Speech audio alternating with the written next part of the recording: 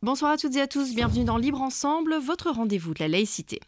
50 millions d'enfants, l'UNICEF estime qu'il y a aujourd'hui 50 millions d'enfants déracinés dans le monde. La moitié environ chassés de chez eux par des conflits dont ils ne sont aucunement responsables et les autres millions poussés à migrer dans l'espoir de trouver une vie meilleure. Une fois arrivés dans leur pays d'accueil, après un parcours d'exil souvent très dur, ces enfants sont marqués par ce qu'ils ont vécu.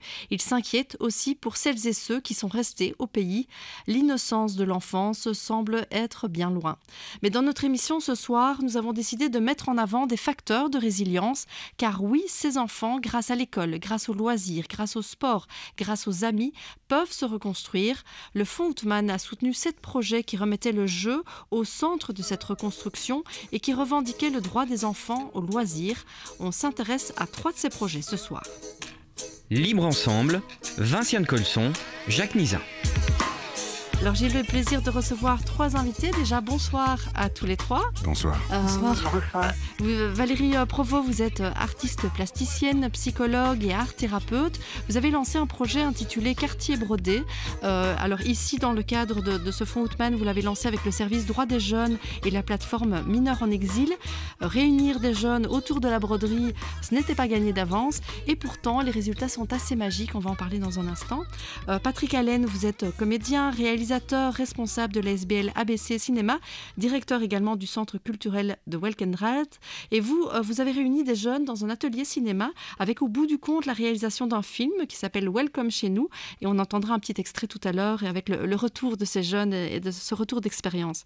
Et enfin, par téléphone, Danielle Crutzen, vous êtes directrice du centre MENA du CPS d'Assès et vous misez sur les activités sportives comme moteur de résilience, des activités sportives qui aident ces jeunes à se reconstruire et à faire le lien avec la communauté locale. Alors une question peut-être un peu générale à tous les 3 pour débuter. Le jeu, les loisirs, est-ce que c'est une façon de redonner à ces enfants un peu d'innocence, un peu d'insouciance, eux qui ont souvent vécu d'adultes, des responsabilités aussi d'adultes? Mais le jeu, c'est le propre de tous les enfants. Donc tous les enfants du monde, quand ils viennent au monde, aiment jouer avec un morceau de papier, avec un morceau de bois, avec un ballon, et ils se ressemblent tous. Maintenant, quand ils grandissent, les choses deviennent un peu différentes. Moi, je pense que oui, c'est le jeu, en tout cas. Le jeu, c'est presque le propre de l'homme, dirais-je, moi. Donc, oui, et d'où l'importance, évidemment, des projets qui nous occupent et dont on va parler aujourd'hui soir. Mais oui, le jeu est au centre de la préoccupation de l'enfant, dès son plus jeune âge. Et ça devrait l'être, en tout cas. Et pour ces jeunes, Valérie Provost, effectivement, qui ont des vécus très difficiles. Alors, vous avez travaillé notamment avec des MENA qui sont seuls. C'est important. Enfin, est-ce que c'est encore possible de réintégrer finalement ce jeu? Alors moi je pense que ça reste toujours possible. Ça reste toujours possible même pour des adultes qui ont 75 ans, de se reconnecter au jeu, au plaisir, d'être ensemble, d'imaginer. Je pense que c'est essentiel pour les enfants. D'ailleurs, c'est inscrit dans la Convention des droits de l'enfant. Oui, il faut rappeler d'ailleurs que c'était la semaine passée, la Journée internationale des droits de l'enfant. Tout à fait. Mais on sait que ça reste possible. Je veux dire, les pratiques des psys, des art thérapeutes, des artistes intervenants savent que ça reste possible. Et que justement, c'est même assez formidable comme travail d'être au plus près des plus vulnérables et notamment de ces enfants qui sont relativement coupés, qui ont été, du fait de leur parcours, de leur traumatisme majeur, coupés des questions de jeu, et aussi parce que les troubles qui s'en sont suivis ou leur réalité, ne fût-ce qu'administrative aujourd'hui en Belgique, et les subsides ou l'absence de subsides, tout ça fait que c'est vraiment pas la priorité. Donc c'était quand même formidable qu'un acteur comme le Fonds Houtman se dise mais en fait on va miser sur le jeu pour les mineurs étrangers non accompagnés. Danielle Crutzen, vous de votre expérience dans ce centre MENA, le jeu, les loisirs, les sports, c'est vraiment essentiel pour aider ces jeunes à se reconstruire? C'est tout à fait essentiel et c'est aussi, je dirais, tout à fait naturel. C'est-à-dire c'est universel. Et je dirais que la principale vertu de cette approche-là, qui est thérapeutique sans le dire, c'est qu'elle n'est pas du tout humiliante, puisqu'il n'y a rien de plus naturel que jouer. Et finalement, les invitations les plus incongrues, comme on en a fait dans ce projet, enfin comme les collègues en ont présenté, fonctionnent à merveille. Toute proposition de faire ensemble, de créer ensemble, de jouer ensemble est accueillie avec enthousiasme. Hein, voilà. Je pense que cette question de l'humiliation, d'être aidé, d'être redevable, etc., elle est très très importante et elle disparaît à l'occasion du jeu. Et alors, il y a toute la question de l'imaginaire. Et là, je me tourne peut-être plus vers vous, Patrick Allen ou Valérie Provost. C'est vrai que ça permet les activités que vous leur avez proposées, et on va aller en plus en détail dedans, hein, mais ça permet vraiment de débloquer cet imaginaire et donc de s'évader un peu de leur vécu du quotidien. C'est un peu oublié, inévitablement. Quand on monte sur scène, quand on joue, quand on incarne, quand on a un peu...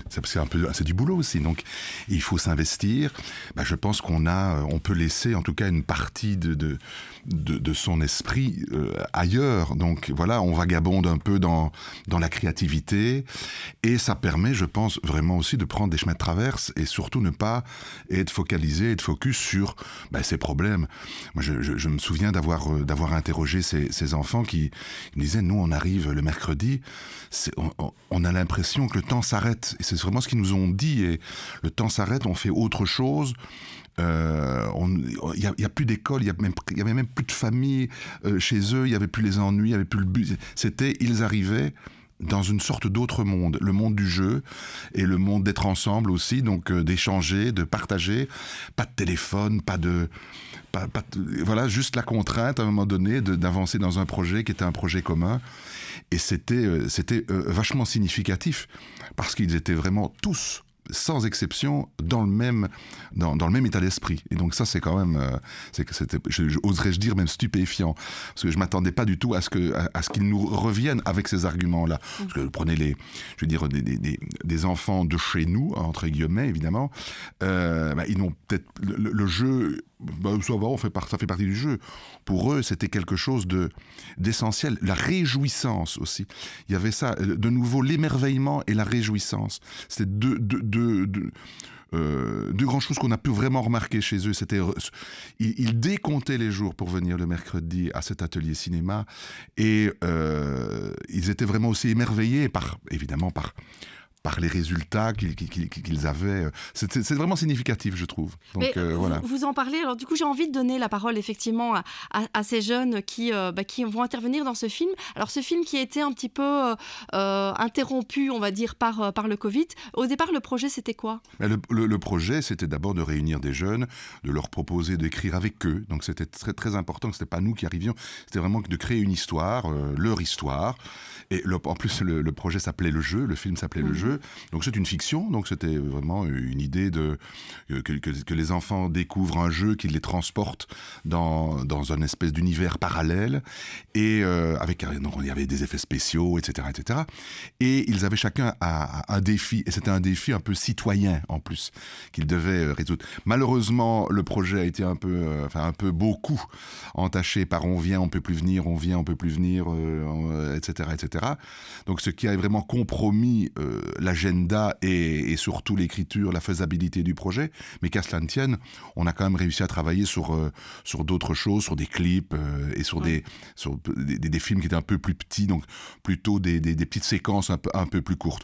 Mais on va écouter, alors pas vraiment un extrait du film, mais plutôt on va dire un making-of que vous avez fait aussi, où les jeunes interviennent et expliquent ce que ce projet leur a apporté. Parce que c'est bien, il y a tout le monde, on s'amuse bien. Pour moi, c'est bien parce que ça m'a appris énormément de choses. Quand on filme, quand on apprend les choses, quand vous expliquez les choses, c'est bien. Et quand on joue ensemble, c'est le plus bien. Tout est bien en fait. Et c'est une bonne action, quoi. J'apprécie énormément et je crois que je ne suis pas la seule, les autres aussi. Que par exemple, à l'école, on ne m'apprend pas ça, mais qu'ici, j'ai appris. Je ne sais pas comment dire, mais depuis que je suis venue, j'ai bien aimé. Et je sens que le mercredi, c'est un jour particulier. Je ne sais pas pourquoi, mais j'attends chaque jour dans la semaine que ça avance vite pour avoir le mercredi, pour venir à l'atelier cinéma. Un souvenir qui est très important. En fait, c'est quand il y a deux choses. C'est quand j'arrivais pas à me concentrer, quand je regardais la caméra, j'arrivais pas à me concentrer, vous m'avez donné un conseil. Et maintenant, j'arrive, grâce à ce conseil, je peux regarder la caméra. Et deuxièmement, c'est quand c'était la fin du tournage, quand on avait fait une photo, ça c'était un grand souvenir. Ça restera toujours dans ma tête. Avant, j'étais trop timide, là, je suis pas trop... Enfin, je suis pas comme avant. Enfin, avant, j'étais trop timide, mais là, plus comme avant. C'était la meilleure chose que j'ai fait. Alors on voit qu'il y a plusieurs choses, hein, et il y a vraiment le fait qu'ils apprennent à se concentrer, que ça leur apporte beaucoup de choses. On voit aussi que leur niveau de français s'est amélioré en fait grâce à ça. Ah ben je veux dire, quand on travaille sur l'écriture, et donc il y avait quand même un maître mot, c'était qu'on travaillait en langue française. Ça va qu'on avait des Syriens, des Irakiens, il y avait des Kurdes, enfin bon, il y avait quand même pas mal de... Et puis pour certains, ils étaient là depuis très peu de temps. Mais ouais, et puis surtout ce qui était bien, c'est quand ils ne comprenaient pas un mot, ils me demandaient, je comprends pas, ça veut dire quoi? Voilà, on expliquait. Et puis il y avait aussi on a travaillé aussi sur des impros, donc ils ont dû aussi chercher des mots eux-mêmes en français autour d'une thématique un peu imposée parfois. Donc c'était très très riche. Donc il n'y avait pas simplement non plus que jouer un rôle avec un texte qui est écrit. Il y avait aussi ce travail de vocabulaire. On a travaillé des virelangues avec eux, donc des petites choses, des petits exercices vraiment pour faciliter évidemment l'expression orale, parce que c'est aussi, il n'y a pas que l'expression du corps, il y a aussi l'expression orale dans le jeu d'acteur. Donc voilà, c'était assez sympa avec eux comme ça. On travaille là-dessus. Daniel Crutzen, alors vous, les MENA que vous accueillez dans votre centre, donc les MENA mineurs étrangers non accompagnés, je le rappelle, ils vont plutôt pratiquer des sports, et notamment le foot dans le club local. Et ça, est-ce que ça permet aussi, on parlait du niveau de français, est-ce que ça permet par exemple d'améliorer leur niveau de français parce qu'ils sont au contact d'autres qui parlent cette langue ? Oui, certainement, et surtout ça permet d'être intégré dans la vie locale, de faire partie de la vie, de l'environnement. Ça correspond à être un jeune parmi d'autres jeunes dans un contexte commun, et ce langage commun par le sport évidemment passe aussi par des mots. Maintenant, le profil des jeunes qui s'inscrivent au football est souvent déjà francophone à la base. Et un des constats de la recherche, c'est qu'en effet, le football est très intégrateur, mais s'adresse plutôt à des jeunes qui ont déjà des codes communs, par exemple ceux du football. Ce qui n'est pas le cas la plupart du temps des jeunes Afghans, par exemple, qui vont préférer jouer au cricket, qui va jouer un tout autre rôle, un rôle plutôt de régulation entre eux, et qui va être moins porteur d'intégration dans l'environnement, puisque c'est un sport moins pratiqué, pour ne pas dire pas du tout. Donc ça veut dire qu'il est moins porteur en matière d'intégration, mais qui peut être quand même porteur et intéressant au sein peut-être du centre lui-même. Voilà, il est très porteur d'intégration interne, on va dire. Voilà. Donc il y a eu un colloque qui a vraiment retracé l'essence de tous ces projets. Il y a un livre aussi qui est intitulé « Vivre enfant dans la migration ». Et lors de ce colloque, Daniel Crutzen, vous disiez, vous citiez un jeune qui disait « Je me fatigue pour pouvoir dormir la nuit, sinon les nuits sont envahies par mes démons ». Le sport, de nouveau, un moyen de s'évader alors ? Un moyen de s'évader, un moyen de canaliser, un moyen de rester entier, un moyen d'avancer au milieu de tout ce qui reste effrayant, de tout ce qui pèse sur leurs épaules. Leurs épaules, ils ont de lourds sacs à dos avec la mission de réussir leur migration et la mission aussi de rassurer leurs familles qui sont dans des situations extrêmement précaires au pays.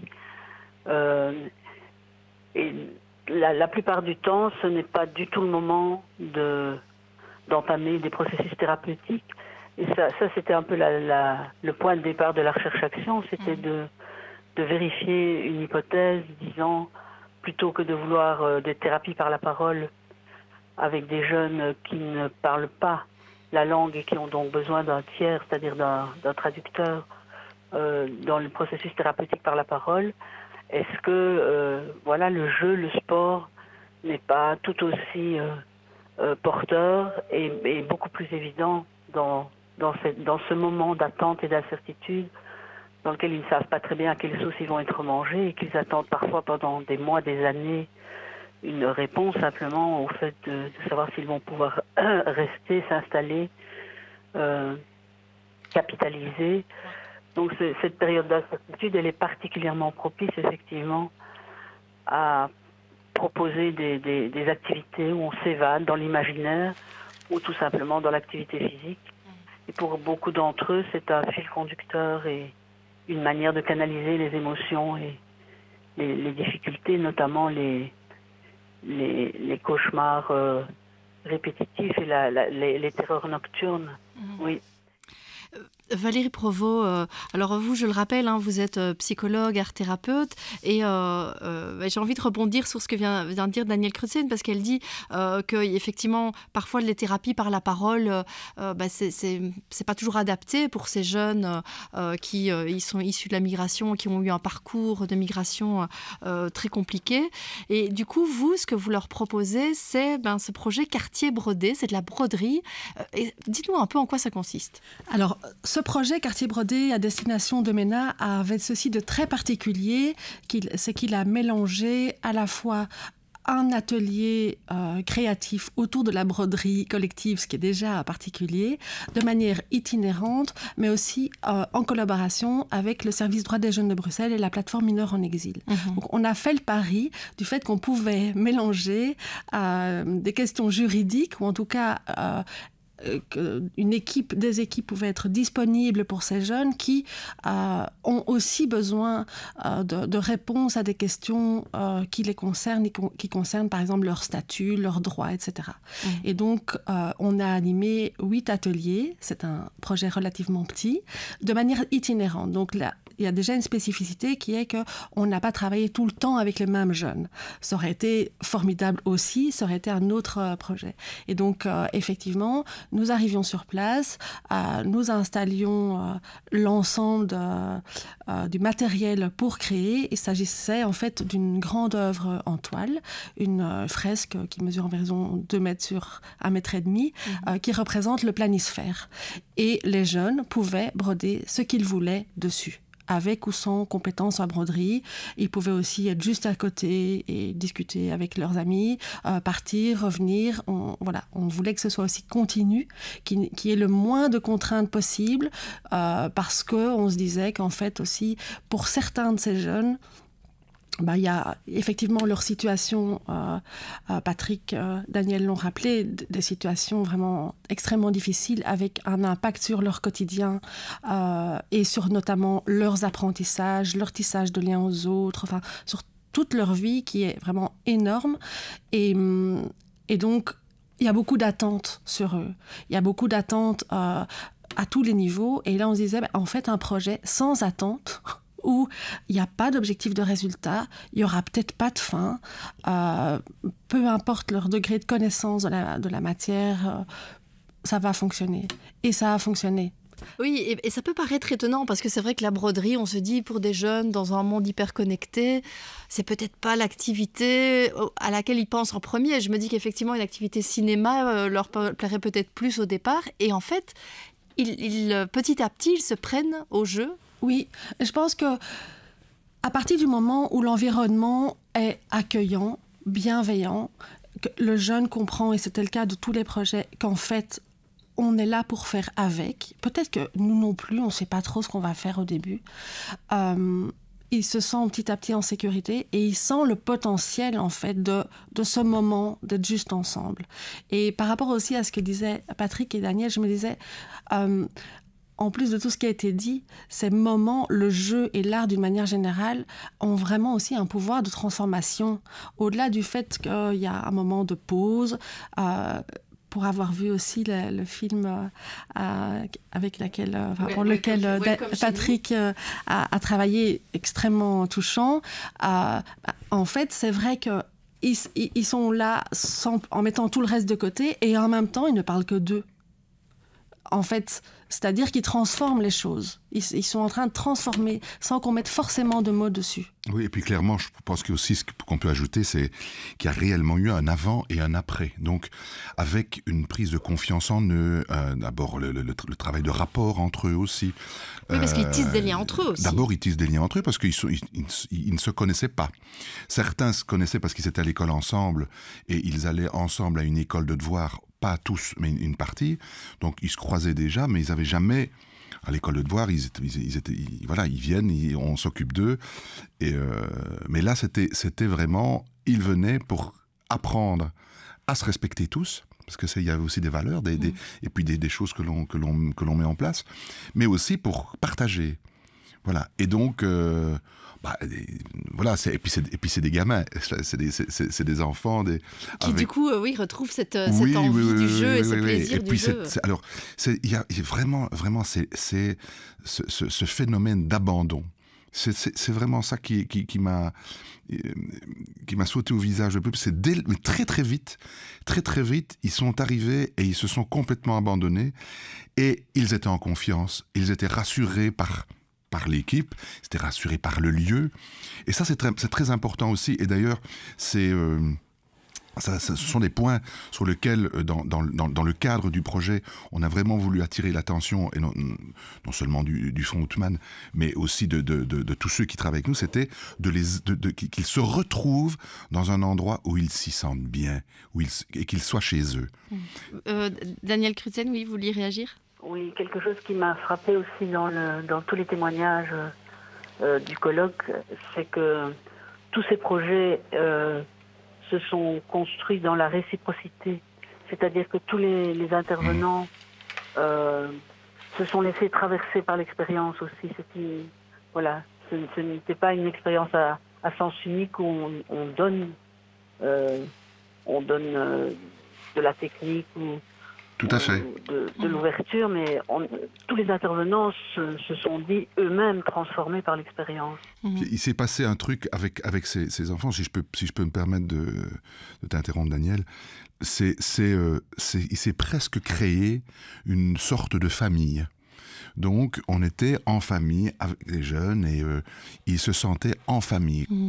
Valérie Provost, c'est vrai quand on voit cette broderie et les résultats, c'est quand même assez magique. Est-ce qu'il y a des jeunes qui, par exemple, sont arrivés un peu taiseux, un peu, peut-être pas sceptiques, mais en tout cas timides, et qui petit à petit se sont libérés et ont écrit des choses un peu magiques? Oui.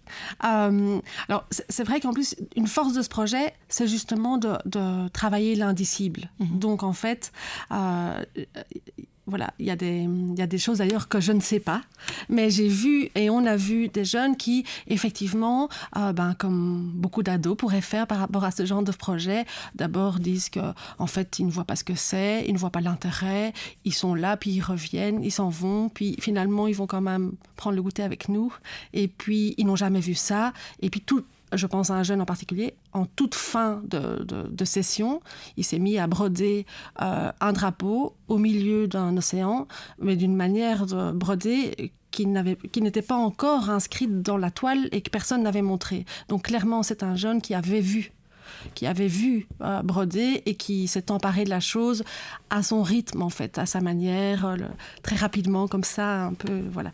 Et puis, il y a eu d'autres situations très touchante aussi, notamment parce qu'on a été dans des centres, notamment dans un centre, un CO, donc un centre qui accueille les jeunes pour une durée très courte quand ils arrivent sur le territoire pour un petit peu jauger la situation à tous les niveaux, scolaires, psychiques, etc.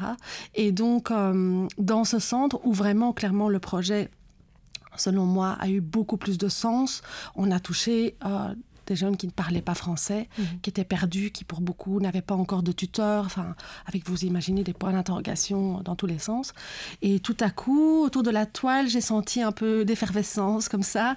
Et en fait, des jeunes ont tenté de m'expliquer, et puis avec Google Translate, qu'en fait, un des jeunes avait brodé dans sa langue maternelle le mot « maman ». C'était évidemment extrêmement touchant et il voulait absolument en faire une photo pour l'envoyer au pays. Donc voilà, je ne sais pas, on ne posait pas de questions. Donc on était juste là.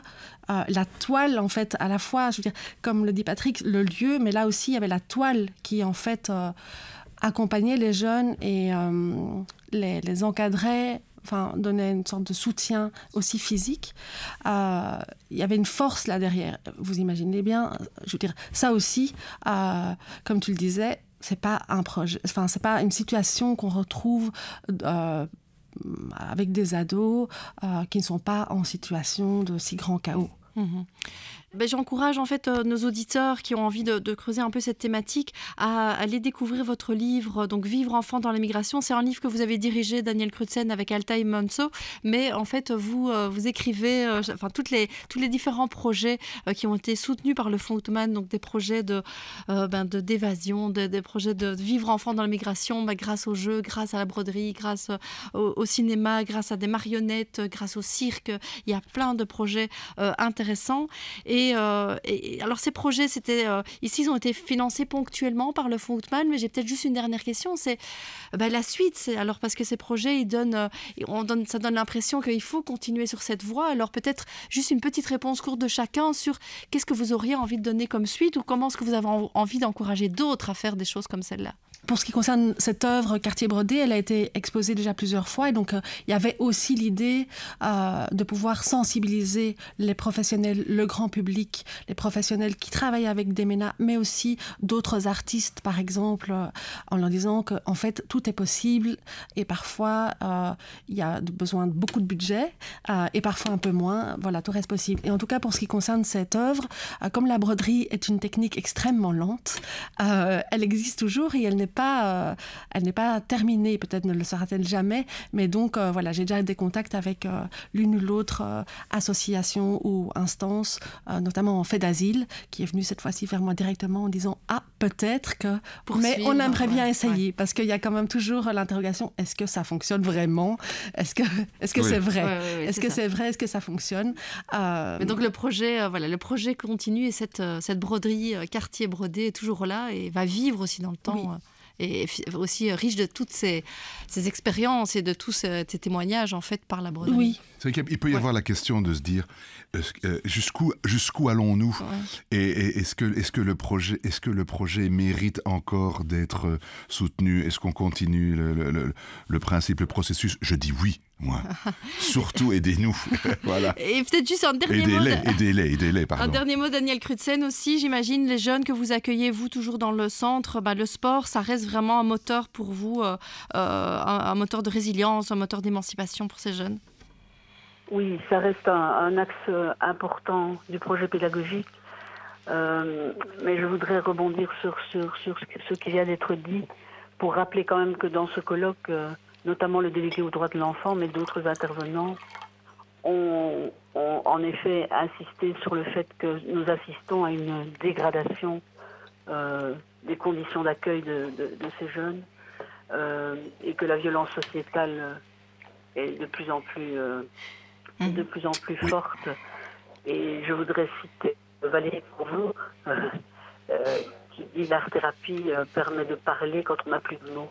Et je pense que nous sommes aussi, en tant qu'intervenants, parfois à court de mots pour décrire ce qui se passe. Évidemment, les violences qui motivent cette migration, les violences sur le trajet, mais aussi les violences sur place d'un accueil qui est de plus en plus frugal et qui émet des signaux contradictoires, c'est-à-dire soyez les bienvenus mais ne venez pas.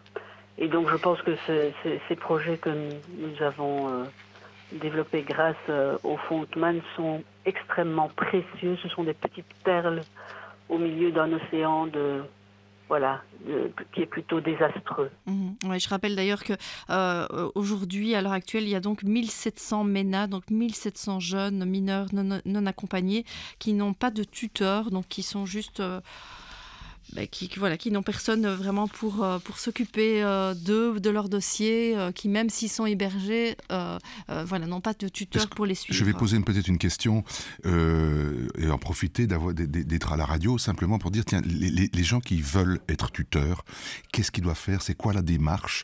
Peut-être dans une autre émission, en tout cas, on pourra creuser ça, mais c'est vrai qu'on peut les renvoyer vers la plateforme Mineurs en Exil qui coordonne notamment tout ça. Donc je les encourage à aller vraiment sur le site de plateforme Mineurs en Exil. Très bonne question. Merci beaucoup vraiment à tous les trois. Vivre enfant dans la migration, soutenu par le Fonds Houtman. Vous pouvez aussi trouver toutes les informations sur le site internet. Merci à vous et belle soirée à tous. Merci, au revoir.